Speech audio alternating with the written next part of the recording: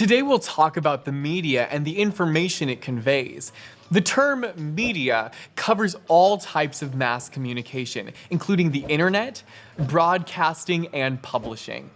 It can also include anything from printed paper to digital content. The media encompasses everything from the news and advertising to educational content and entertainment, and much more.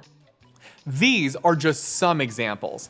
Today, we're looking at the types of content according to the way the media conveys information.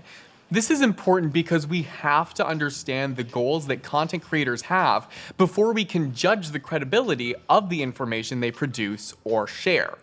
The 6 types of content that many of us are exposed to daily are reporting, opinion, propaganda, public relations or PR, social advertising, and commercial advertising.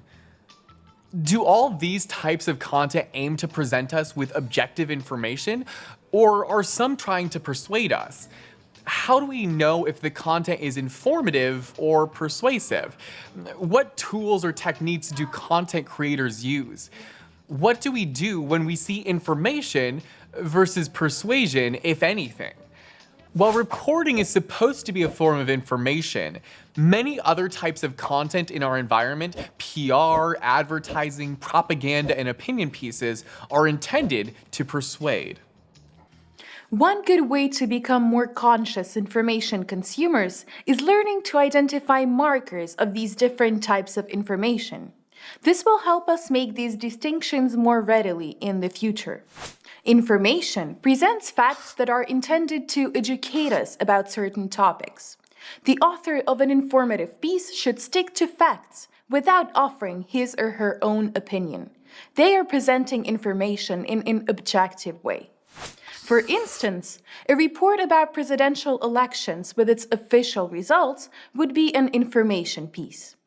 If there is a debate over an issue, information pieces should present both sides to let the viewers, listeners, or readers come to their own conclusion. In contrast, the purpose of persuasive content is to influence and convince the audience of something. It relies heavily on emotion and imagery. Therefore, the use of facts and references are generally selective in support of the author's point of view. So, the article about presidential elections with expressions in favor of one candidate or another would be persuasion.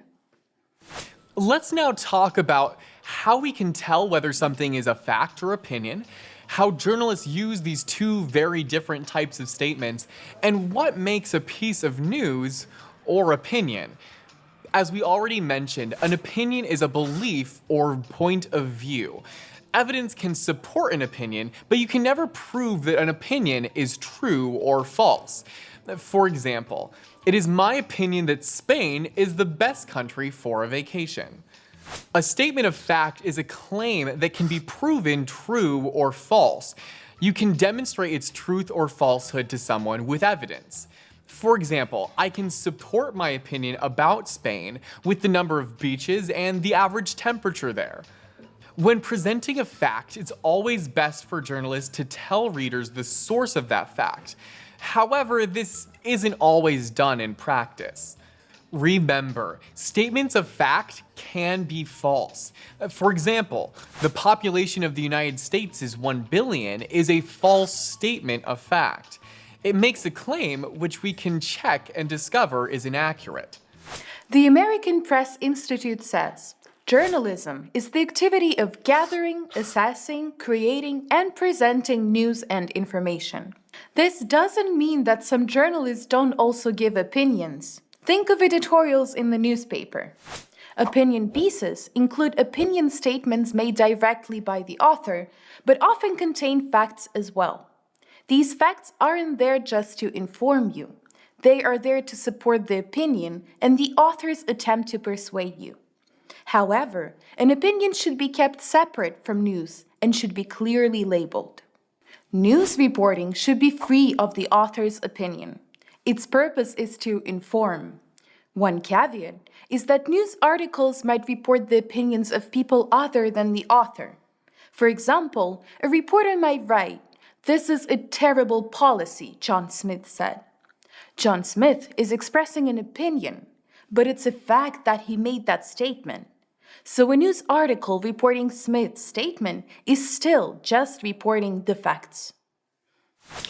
Some outlets don't do a very good job of distinguishing news from opinion, and the savvy news consumer needs to understand which he or she is reading in order to evaluate the content. However, opinions are not inherently bad. They can help us test our own point of view and think about the different ways of looking at an issue. The important thing is that we learn to distinguish between opinion and news. Recognizing persuasion for what it is helps us to avoid being manipulated.